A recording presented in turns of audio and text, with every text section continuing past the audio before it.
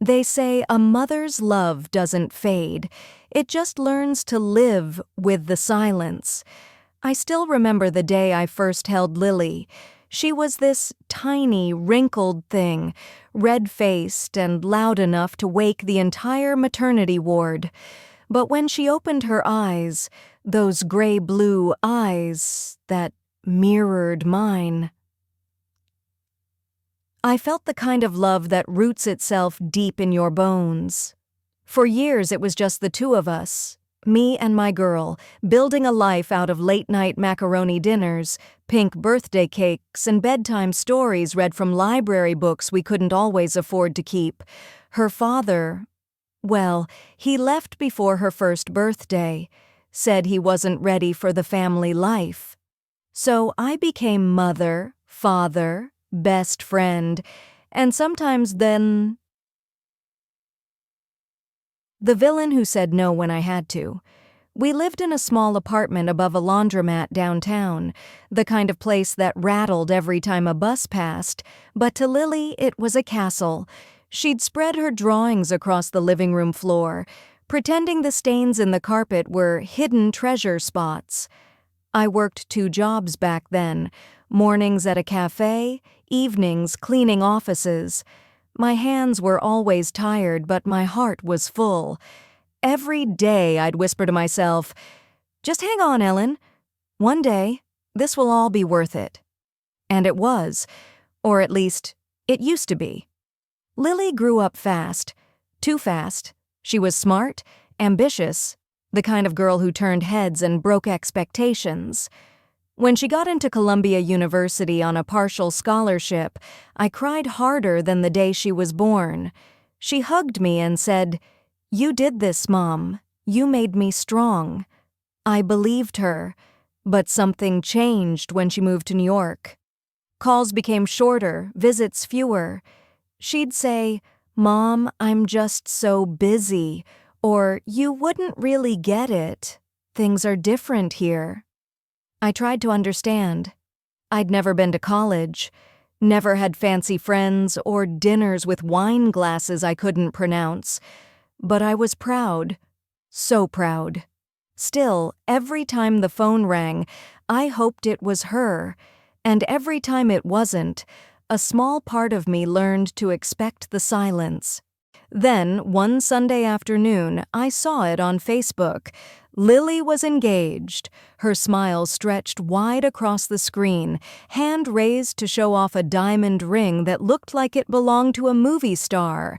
The caption read, "Can't wait to marry the love of my life. Dacher forever starts now." The post had thousands of likes, but my heart froze on one small detail. I wasn't tagged, not once. I told myself it was just an oversight. Maybe she wanted to tell me in person. So I waited. A day passed, then 2, then a week, no call, no message, nothing. 2 months later, an envelope arrived in my mailbox, gold embossed, elegant, heavy in the hand, the kind of envelope that whispered money. I held my breath as I opened it. Inside was a wedding invitation. White satin paper, gold lettering, floral borders. I smiled through tears until I saw the name. "Mr. and Mrs. Arthur Blake request the honor of your presence at the marriage of their son, Daniel Blake, to Lily Mae Carter." And then my eyes caught the last line. Guest list, strictly by invitation only. No exceptions. My name wasn't on it. I wasn't invited. I called Lily immediately. My hands were trembling so bad I nearly dropped the phone. "Hey, Mom," she said, cheerful as ever. "What's up?" "I just got the wedding invitation," I managed. "Honey, there must be some mistake. It says I'm not—" "Oh," she cut me off. "Yeah, about that." The pause that followed was long enough to crush me. "Daniel and his parents, they wanted something small. You know how these high-profile things are. It's complicated." "Complicated," I whispered. "I'm your mother, Lily." She sighed, exasperated. "Mom, please don't make this a thing. You know how you get sometimes. I don't want any drama. Drama? My voice cracked. I raised you, Lily. I scrubbed floors, skipped meals, just so you could have a chance at the life you're living. Exactly, she snapped. And now I'm finally there. Please, Mom, don't ruin it. And then she hung up. I sat there for hours, staring at the silent phone, until the evening shadows swallowed the room. For weeks, I wandered through my apartment like a ghost. I tried to eat, tried to sleep, but every thought came back to her. My daughter, my only child. Then one morning, while flipping through the newspaper, I saw it, a full-page article about the wedding of the year. Daniel Blake, heir to Blake & Cobber's, a real estate empire worth hundreds of millions, was marrying rising fashion executive Lily Carter. And right there, under a glossy photo of the venue, the Glass House Pavilion, was the address. My breath caught in my throat. That place, that name, it stirred something in me. Because I knew that building. I used to clean it. Back when I was a janitor at Blake & Co.'s event division, I'd spent nights mopping those marble floors, polishing those chandeliers until my reflection stared back at me from the glass. And now, my daughter was getting married there. Without me. But grief does strange things to people. At first I wanted to disappear, but then something inside me, that stubborn spark that had carried me through all those years of struggle, whispered, "No, not this time. If she didn't want me there, fine, but I wasn't going to hide in the shadows anymore." I didn't know how yet, or why, but one thing was certain: I would see my daughter get married, even if I had to buy the whole damn place to do it. When I said I'd see my daughter get married, I didn't mean it as revenge. Not at first. It started as a mother's heartbreak, a need to understand how her own child could erase her from the happiest day of her life. But heartbreak, if you sit with it long enough, starts to change shape. And in the quiet, it can turn into something else entirely. Purpose. That night, I stood by my apartment window, staring at the city lights. The hum of cars and the soft glow of street lamps below felt distant, like another world. And maybe it was, the world my daughter now lived in. I whispered into the glass, "You can shut me out, Lily, but you can't erase me." That was the moment the idea was born. The next morning I did something I hadn't done in years. I put on my old blazer, the navy one I used to wear when I worked the front desk at Blake & Co., and walked into the downtown business district. The last time I'd been there, I was a cleaning lady. This time, I was going back as something else. But before I tell you what happened next, I should explain something most people don't know about me. You see, I wasn't always poor. Before Lily was born, before her father left, I worked at a mid-sized accounting firm. Numbers always made sense to me, unlike people. After the divorce, I lost that job because I had to miss shifts to take care of Lily. The bills piled up, the eviction notice came, and I started cleaning offices to survive. But I never forgot how to read contracts, or balance sheets, or how to understand when a business was bleeding money. That knowledge, buried beneath years of scrubbing floors, was about to become my lifeline. I went straight to the public registry office and requested ownership records for the Glass House Pavilion. The clerk raised an eyebrow but printed the documents anyway. The venue was owned by Blake & Co. Events, one of the subsidiaries under Daniel Blake's father's real estate empire. But there was something interesting in the paperwork, something that made my pulse quicken. The pavilion wasn't fully paid off, they were refinancing it. That meant it could be bought. For the next few weeks, I became obsessed. Every spare hour outside of my part-time bookkeeping job was spent reading about property law, ownership transfers, and corporate acquisitions. I called every old contact I had, people I hadn't spoken to in 20 years. One of them, a woman named Marjorie, who now worked at a local bank, told me something that changed everything. Ellen, if you can make a competitive offer while they're restructuring the loan, the board might sell. They've been quietly offloading smaller assets for months. I thanked her and hung up, hands shaking. That night, I pulled out my dusty old ledger, the one I'd kept for decades, full of small savings, side jobs, and the little inheritance my sister had left me when she passed. It wasn't much, about $280,000 in total, nowhere near enough to buy a venue in the city. But sometimes desperation gives you the kind of courage you never knew you had. I applied for a business loan under the name EM Holdings, a name generic enough to sound like an investment group. I didn't lie, I just didn't tell them who I really was. The banker, a young man named Chris, looked at my proposal with mild surprise.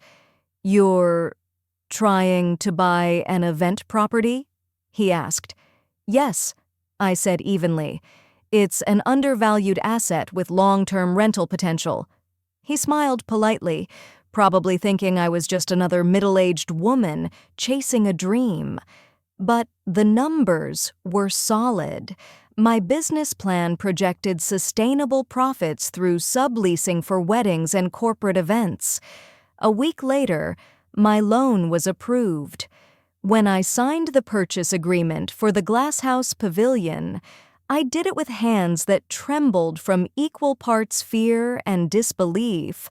I wasn't just buying a building, I was buying back my dignity. The final papers came through on a Thursday afternoon, and by Friday, I was standing inside the pavilion, my pavilion, for the first time as its owner. It looked exactly as I remembered. The glass walls stretched from floor to ceiling, catching the skyline in their reflection. Chandeliers glowed like constellations above the marble floors. Everywhere I turned, there were traces of memories, echoes of laughter from the weddings I used to clean up after. But this time, I wasn't cleaning. I was standing there as the woman who owned the place. I ran my fingers across the glass, whispering, "Funny how life comes full circle, doesn't it?" That's when my phone buzzed. It was a notification from Lily's social media. She'd posted a photo of her bridal gown with the caption, "Counting down to the big day, the Glasshouse Pavilion, 1 week away." I laughed softly to myself. She had no idea that her mother, the one she'd banned, now owned the venue she was about to get married in. Over the next few days, I kept quiet. I didn't tell anyone, not even my closest friend from church, Martha. But I did make one call. To the event coordinator, a woman named Julia I remembered from years back. She picked up cheerfully. "Good morning, the Glasshouse Pavilion. Julia speaking." "Hi, Julia," I said, my voice calm but confident. "This is Ellen Carter, the new owner of the pavilion." There was a pause on the line, followed by a startled laugh. "Wait, what?" "Yes. I've just finalized the acquisition from Blake & Co. You should be getting official notice by Monday." "Oh my God," she whispered. Wow. Congratulations, but, we do have a big wedding scheduled next weekend." "I know," I said softly. "The Blake wedding." "Yes. It's a huge event. Are you planning to attend?" I smiled to myself. "Something like that." I didn't want to ruin anything. I didn't want to cause a scene or embarrass Lily. I just wanted to be there, Tombri, and to see her smile, to hear her say, "I do." So I arranged it carefully. I would attend quietly, without disrupting a thing. I told Julia to proceed exactly as planned. No cancellations, no interference. But fate has a cruel sense of humor, because just 3 days before the wedding, something unexpected happened. I was sitting in the pavilion office going over paperwork when Julia rushed in, pale-faced. "Ellen, you're not going to believe this," she said, holding out her tablet. It was an email from the groom's family. They were requesting that all vendors, staff, and coordinators sign a new confidentiality agreement, one that explicitly forbade any uninvited individuals from entering the property during the wedding. Julia bit her lip. They even sent a list of names. "You're on it." I took the tablet, reading my own name in black and white. Ellen Carter, mother of the bride. Do not admit under any circumstances. I sat back, breathless. Even now, after everything, after I'd bought the very ground they'd walk on, I was still being shut out. Julia looked horrified. "What do we do?" I took a slow breath, forcing myself to stay calm. "We follow their instructions," I said. "On paper." She frowned. "Meaning?" I smiled faintly. "Meaning the owner isn't admitted. She's already here." The next morning, I visited the venue alone before sunrise. The sky was painted in lavender and gold as the city woke around me. I walked through the empty ballroom, the faint echo of my footsteps bouncing off the walls. In the reflection of the glass, I saw not the tired woman I'd been, but someone new, someone who'd survived being forgotten and found her strength again. "Tomorrow's your big day, sweetheart," I whispered into the air, "and I'll be here, just like I've always been." They say time heals everything, but time doesn't heal what's still bleeding. The morning of my daughter's wedding, I woke before dawn. The city was still asleep, soft drizzle streaking the window, fog curling around the rooftops like ghosts that hadn't found rest.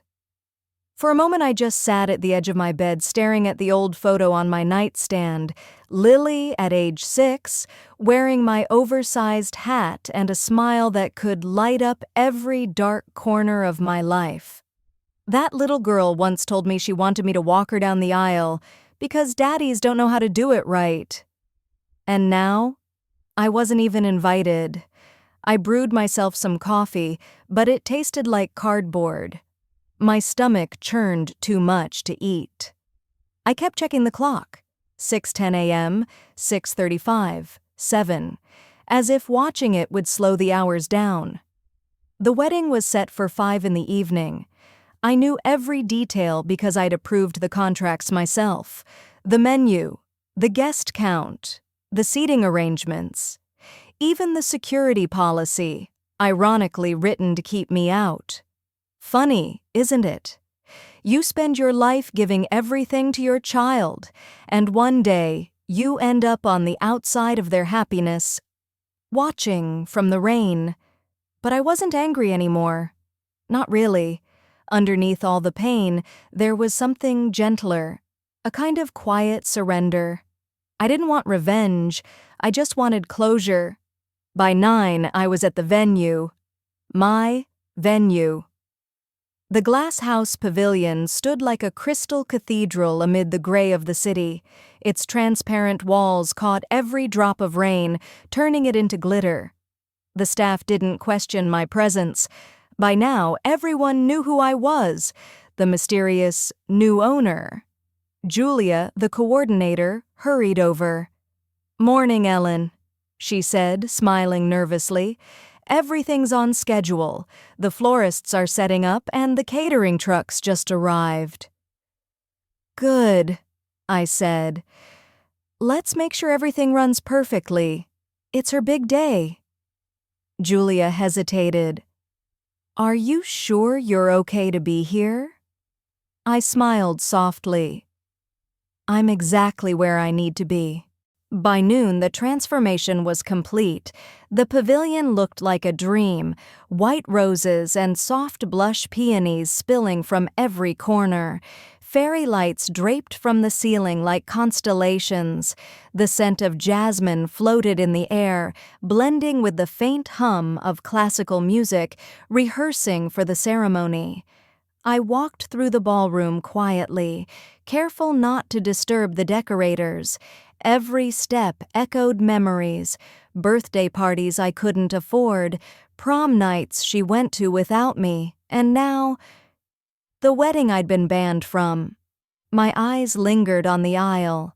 A long white runner stretched between two rows of golden chairs, leading to an altar framed by cascading orchids.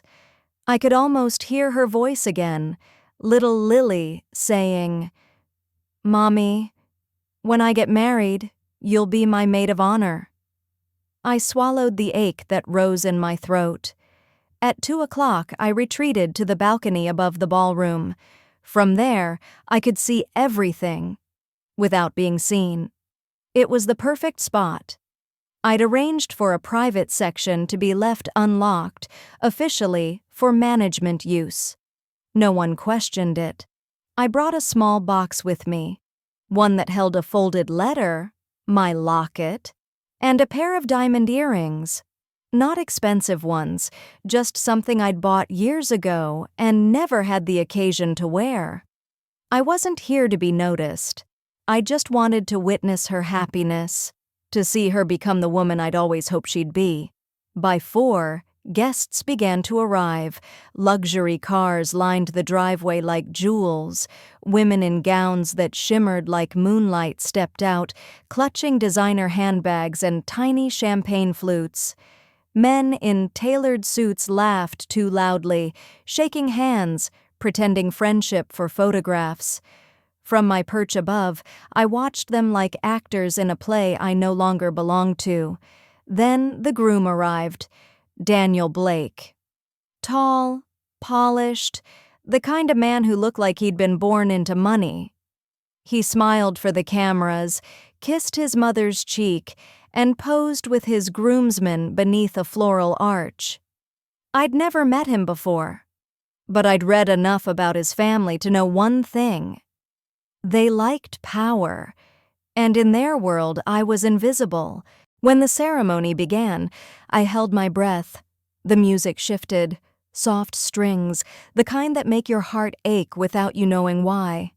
And then she appeared, Lily, my baby girl.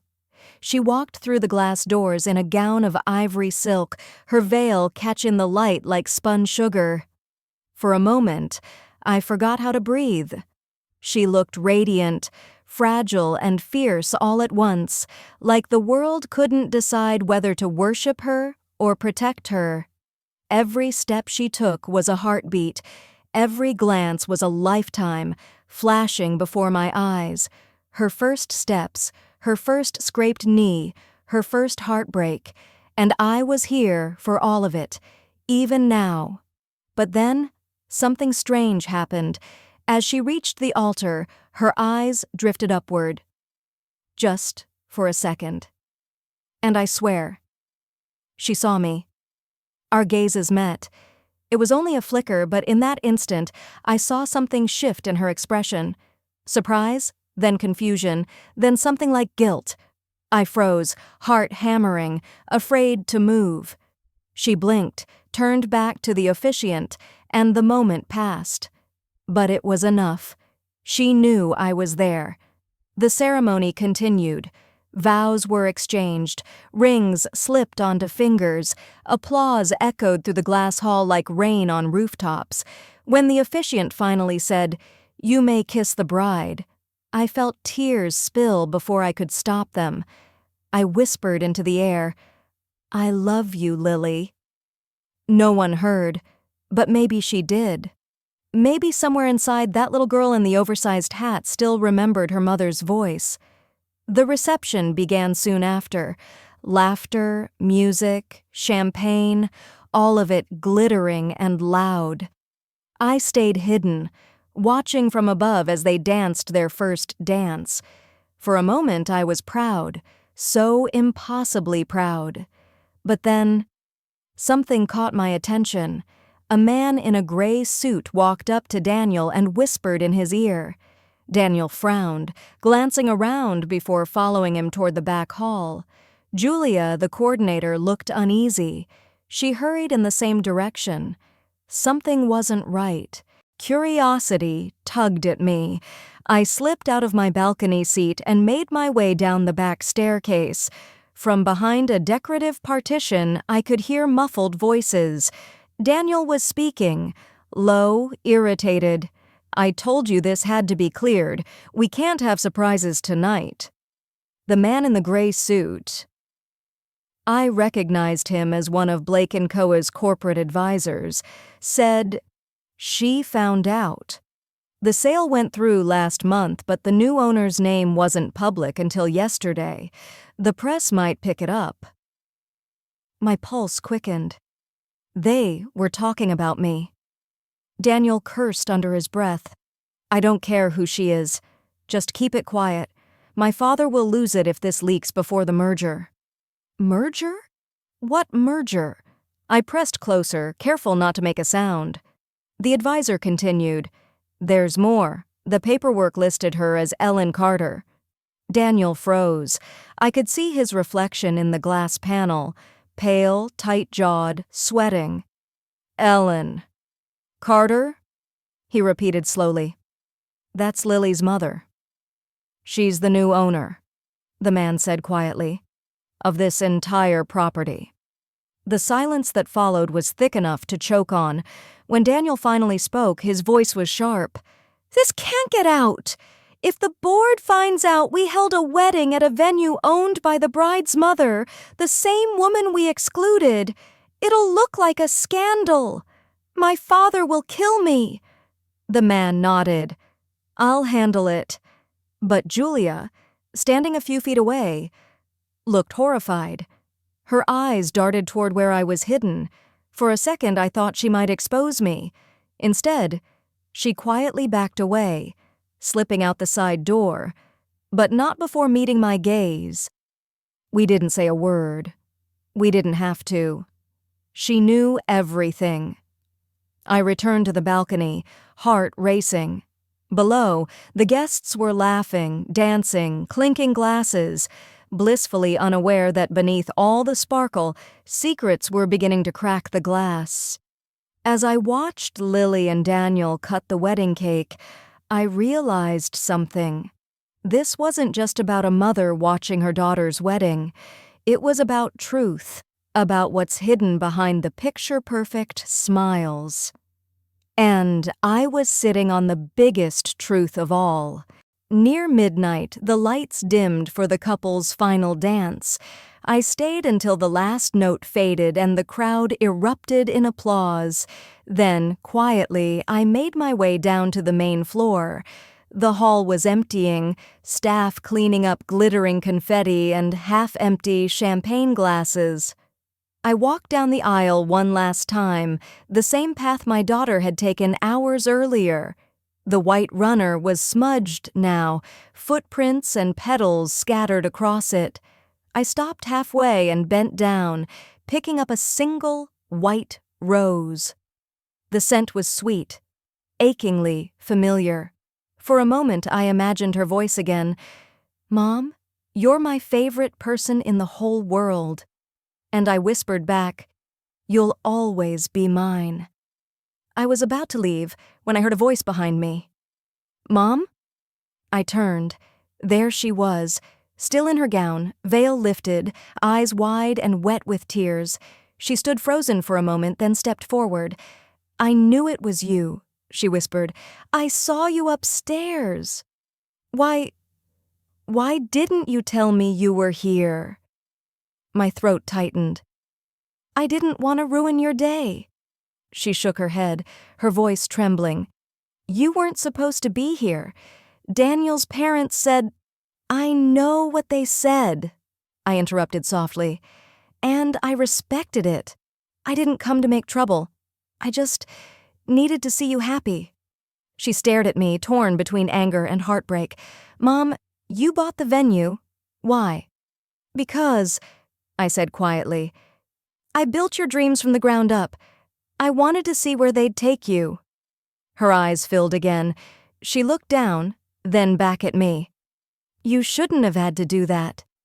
No, I said gently, but I did it anyway.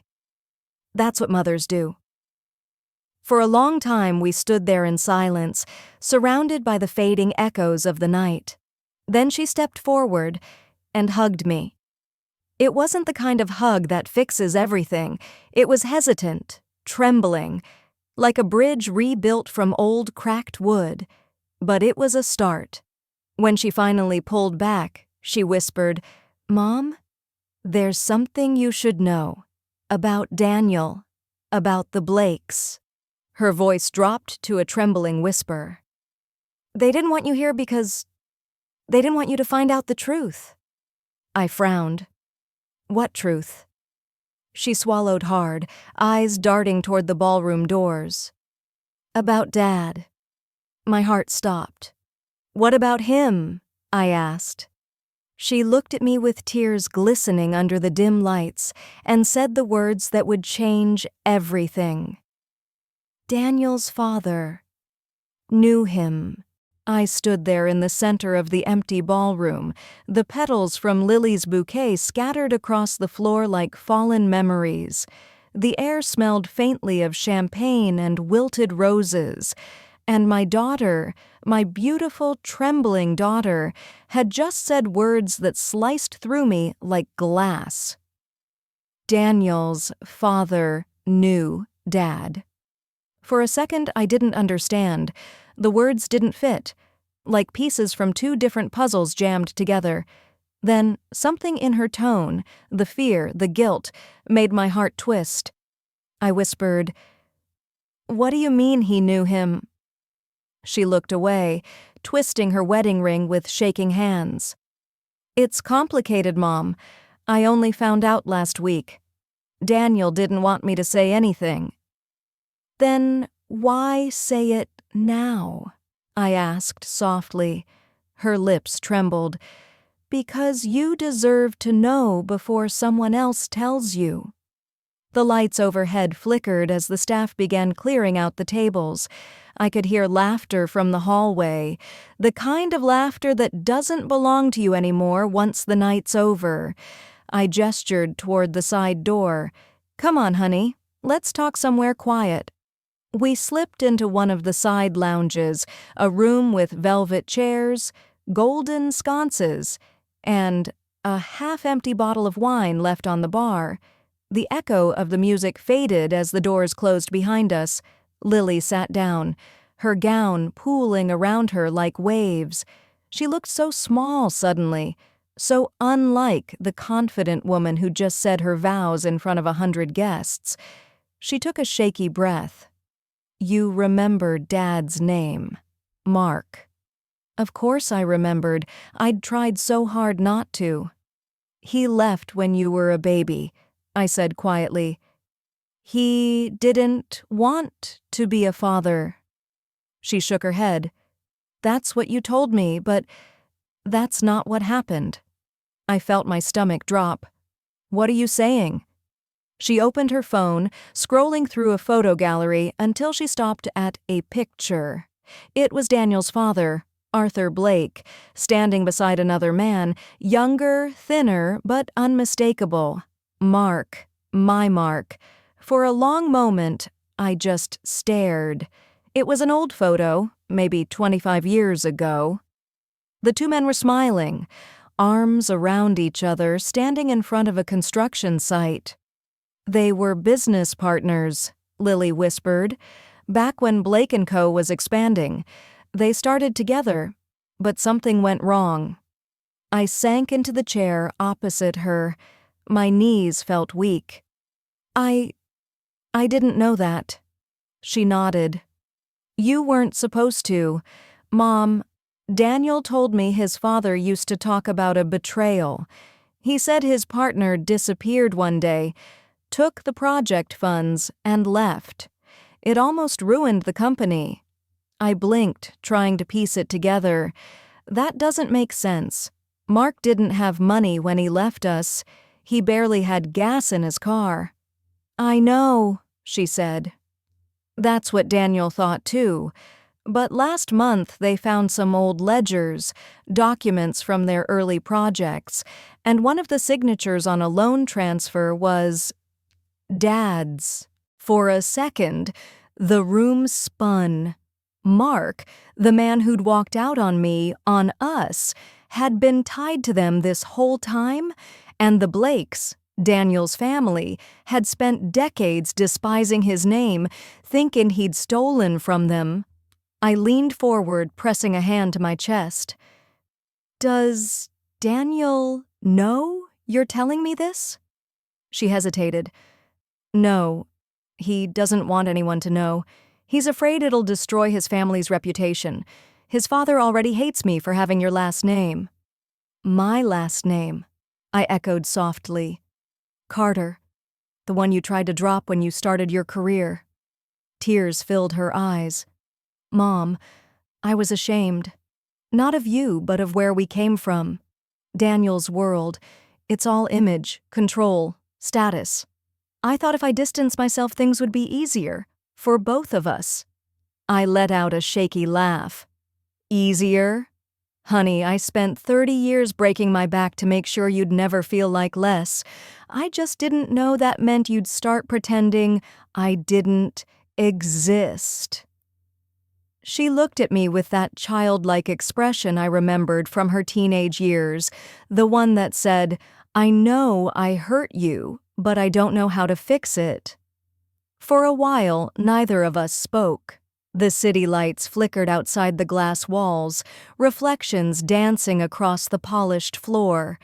Finally, I asked, What do you want me to do with this information? She hesitated. Promise me you won't confront them. Please.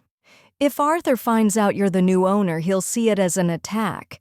He's already furious that the sale went through without his approval. I almost laughed again, bitterly this time. I didn't buy this place to hurt anyone, Lily. I bought it because I was tired of being small, tired of being erased. I know, she said, her voice breaking, and I'm sorry. I studied her face, the faint lines of stress, the traces of the little girl she used to be, and suddenly, I didn't see a stranger anymore. I saw my daughter, lost in a world that taught her to measure love in appearances. Listen to me, I said softly, leaning forward. Secrets like this, they don't stay buried. Not forever. Daniel's father will find out sooner or later, and when he does, you'll be the one caught in the middle. She wiped her eyes. What should I do? Tell the truth, I said simply. Before someone else does it for you. She shook her head on me. It's not that easy. Nothing worth doing ever is. We talked for nearly an hour. She told me more than I wanted to know, how Arthur Blake had manipulated her, made her feel small, hinted that she'd never truly belong in their family. How Daniel loved her, yes, but loved his father's approval more. I could feel anger building in my chest, but I swallowed it. This wasn't the time for fury. It was time for clarity. When we finally left the lounge, the staff had finished cleaning up. The ballroom stood silent again, the chandeliers dimmed to a soft glow. I hugged her one last time before she returned to her hotel suite, and as I watched her walk away, veil trailing behind her like a ghost, I made a decision. If the Blakes wanted to bury the truth, then they'd have to bury me with it, because I wasn't going to disappear again. The next morning, I arrived at the pavilion early. Rain had washed the streets clean. The city looked reborn, like the world itself had hit reset overnight. Julia met me in the office with 2 cups of coffee and a nervous look. "Rough night?" she asked. I nodded. "You could say that." She hesitated before setting a folded newspaper on the desk. You might want to see this." It was the Sunday Business Review, and right there on the front page was the headline, "Surprise Ownership Shift. Ahead of Blake and Kober Merger. The Glass House Pavilion Purchased by Anonymous Investor." My stomach dropped. Anonymous investor. That anonymity wouldn't last long. "Who leaked this?" I asked. Julia shook her head. "No idea, but the Blakes will know by noon." By 11 a.m., I had my answer. Arthur Blake himself walked into the pavilion. I hadn't seen him since my cleaning days, when I'd mop his offices and he'd stride past me without so much as a glance. But I remembered his presence. Cold, controlled, the kind of man who believed the world owed him its obedience. He didn't bother with pleasantries. "Mrs. Carter?" he said stiffly. Or should I say, "Miss Carter? I hear congratulations are in order. You've purchased quite the property." I met his gaze evenly. "Seems that way." His jaw clenched. "I'd like to know why." I smiled faintly. "Because it was for sale." He leaned forward, lowering his voice. "Let's not play games. You bought my son's wedding venue out from under us, conveniently just before our merger announcement. What's your angle?" "No angle," I said. "Just ownership." He scoffed. "I know your type. Women with grudges always find creative ways to act them out." That one hit deeper than he intended. I straightened. "You think I did this out of spite? You think I'd waste my life savings just to make a point?" His eyes narrowed. "Wouldn't you?" I almost told him everything right then, that his old partner, Mark, wasn't some faceless thief, but the man who'd left me with a newborn and a shattered life, that the Blakes' wealth had been built on a lie neither of us understood. But then I remembered Lily's voice. "Please, Mom, don't confront them. Not yet." So I forced myself to stay calm. Instead, I said, "Mr. Blake, I'm not your enemy, but maybe it's time you looked into the people you used to trust before assuming the world wronged you." He frowned, confused. "What's that supposed to mean?" "Nothing," I said. "Just advice, free of charge." He stared at me for a long moment, searching for something. Then, with a huff of irritation, he turned on his heel and left. But as he walked away, I saw a flicker of unease in his expression, and for the first time, I realized something important. Men like Arthur Blake don't fear revenge.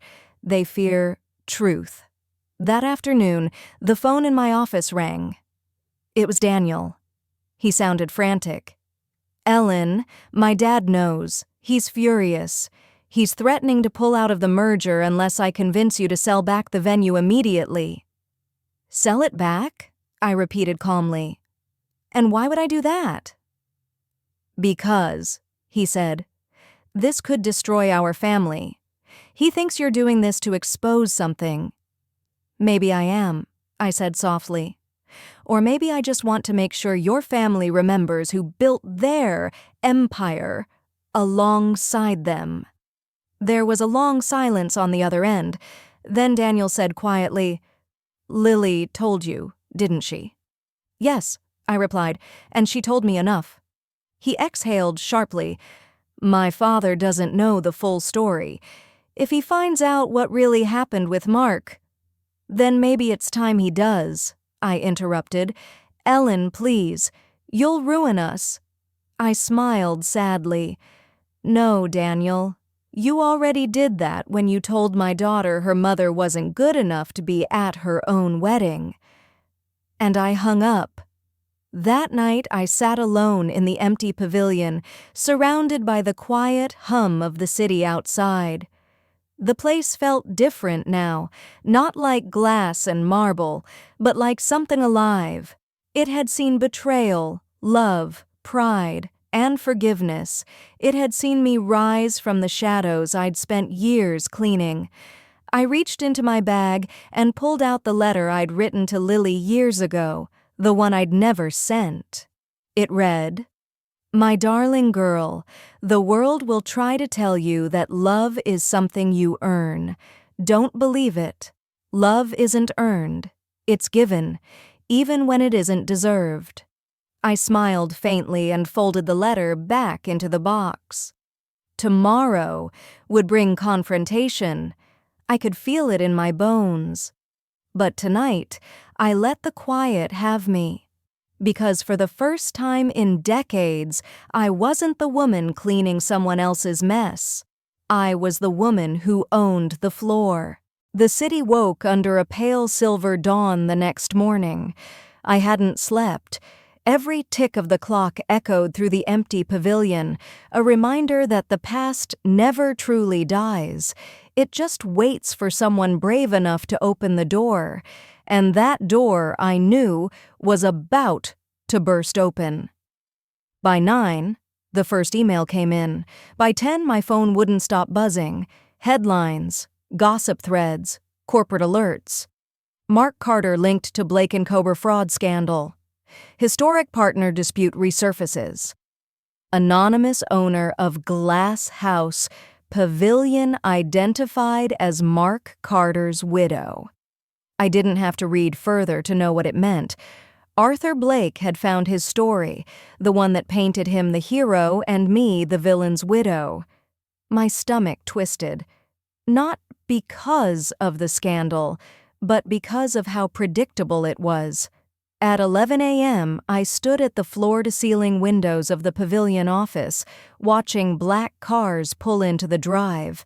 It looked like a scene from an old movie.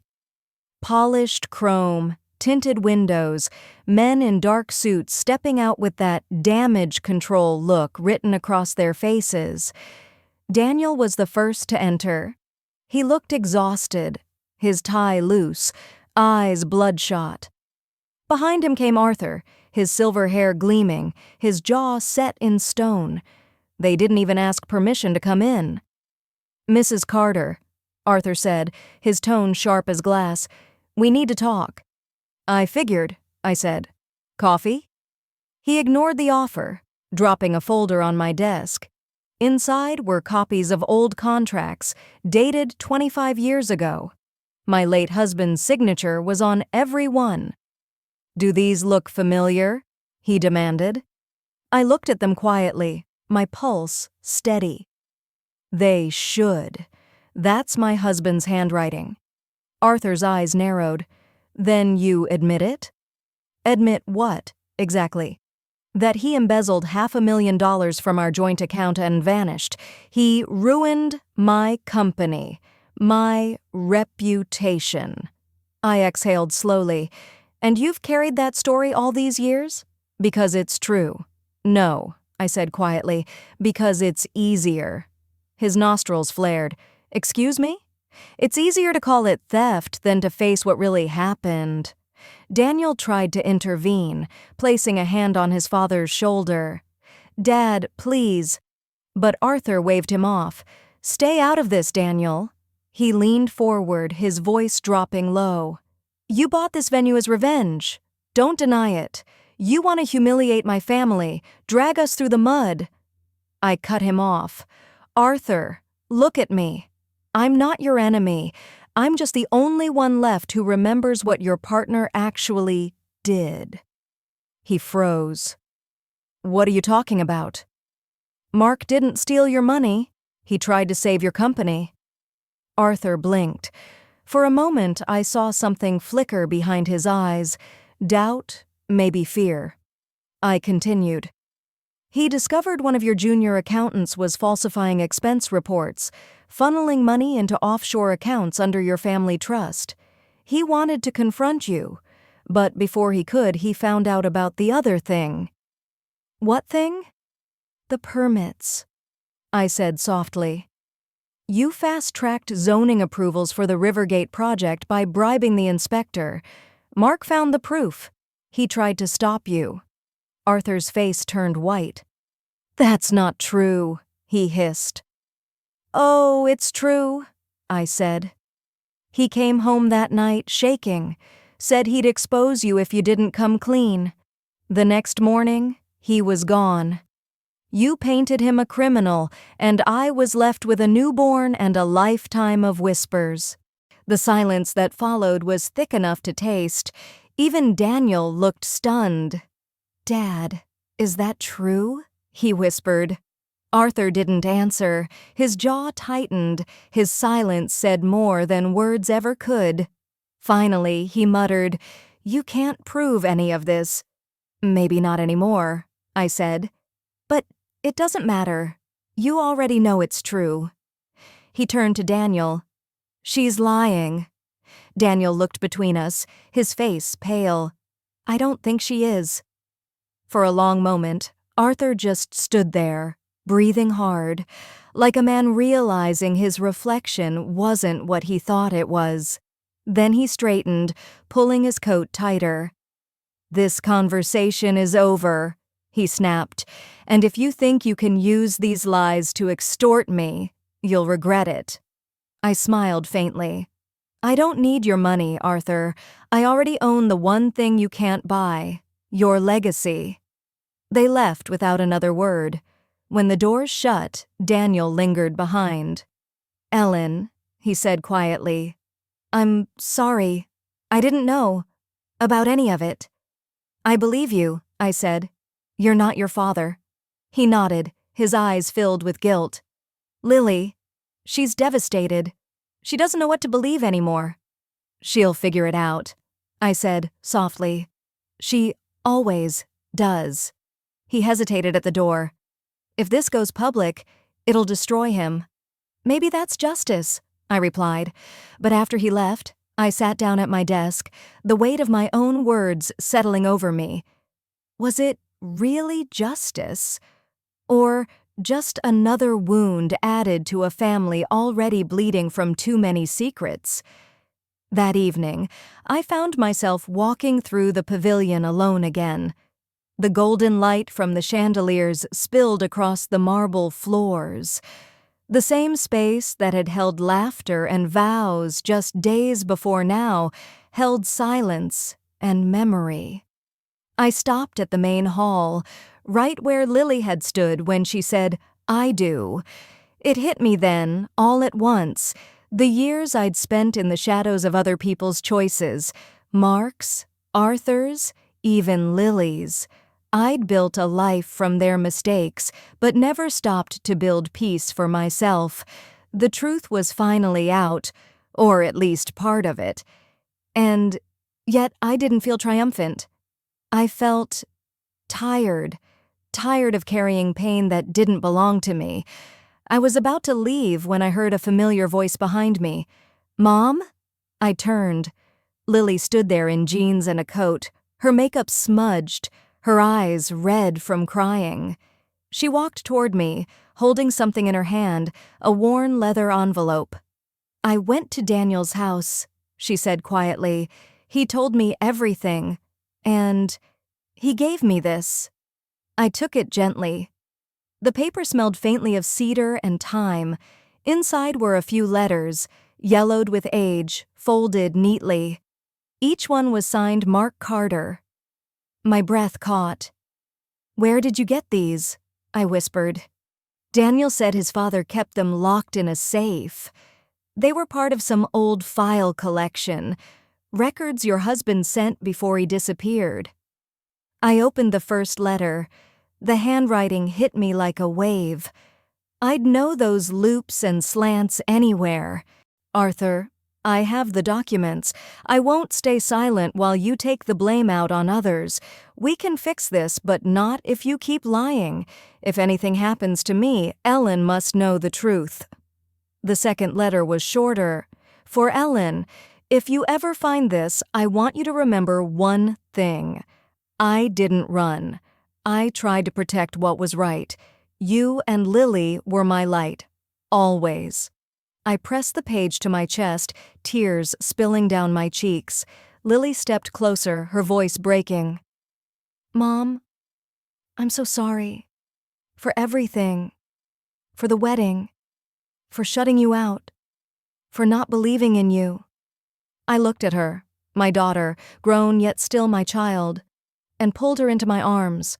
For a long time, we just stood there. "I should have told you sooner," I whispered, "but I didn't want my pain to become yours." She shook her head. "You didn't deserve any of this. None of it."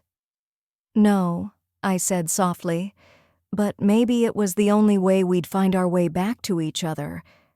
Outside, the city lights shimmered on the wet pavement. Inside, I finally felt something I hadn't in years: stillness. But I also knew it wasn't over. Arthur wouldn't walk away quietly, and neither would I. I turned to Lily. "Sweetheart, I want you to go home and rest. Tomorrow's going to be long." She frowned. "What are you going to do?" I smiled faintly. What I should have done 30 years ago. That night, I stayed at the pavilion until dawn, again. I gathered every document, every letter, and drafted a statement, not for revenge, but for truth. Not to destroy a family, but to stop a lie that had already taken too much. Before sunrise, I slipped the envelope into a courier packet marked The Daily Tribune. Then I stood by the window watching the horizon burn pink and gold. It wasn't vengeance that filled me. It was peace, hard-earned, imperfect, and real. By sunrise, the packet was gone, swallowed by the city's pulse. I thought I'd feel fear when the truth finally left my hands, but instead there was only quiet, like the still air after a long storm. The glass house pavilion gleamed in the morning light, its mirrored walls catching the sun in fractured brilliance. It looked exactly as it had the day Lily walked down the aisle, yet everything inside me had shifted. The first call came at 9:30. Julia's voice was trembling. "Ellen, it's everywhere, front page, they printed everything." I turned on the news monitor in the office. The headline scrolled across the bottom banner. "Whistleblower letters expose decades-old cover-up, Blake & Co., partner cleared of fraud." Images flashed. Photos of Mark Carter, of Arthur Blake, of the pavilion itself. Then the newscaster's voice cut through.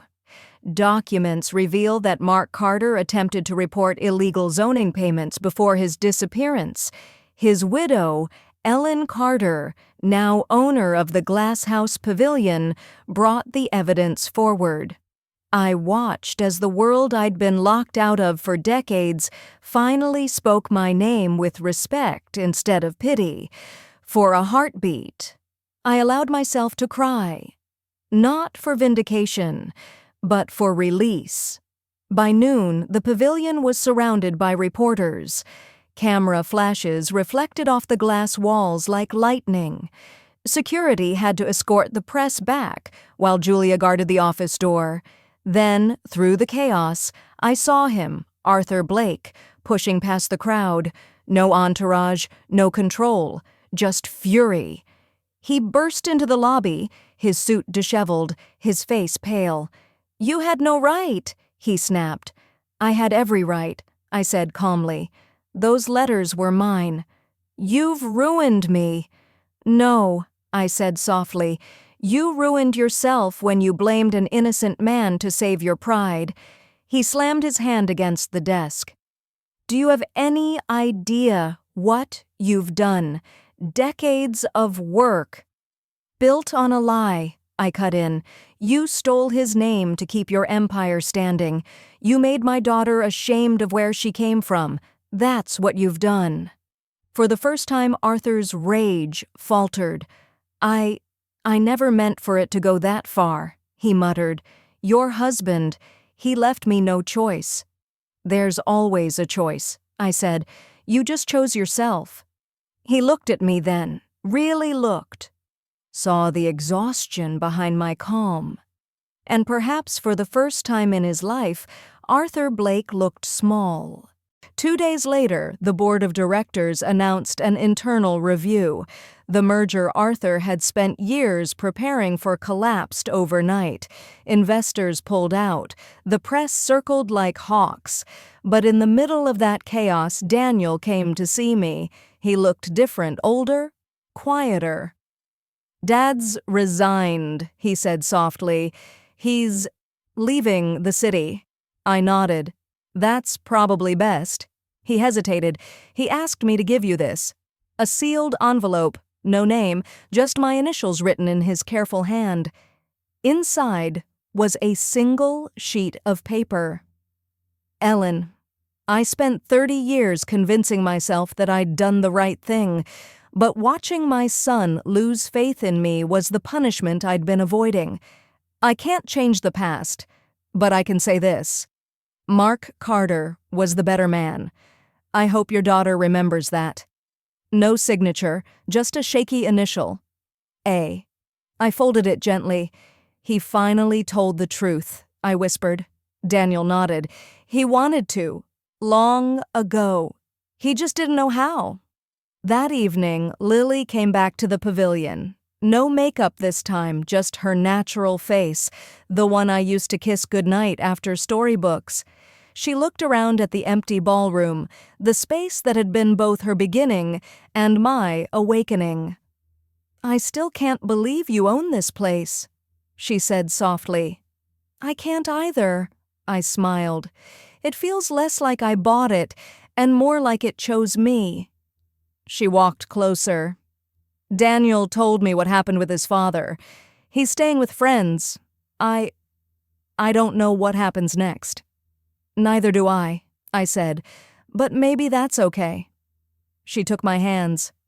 "Mom, when I told you not to come to the wedding, I thought I was protecting myself. I was wrong. I was protecting my pride." Her voice cracked. "I missed you every second of that day." I felt tears prick at my eyes. "I was there, sweetheart, watching from the back. You looked radiant." She laughed through her tears. "Of course you were.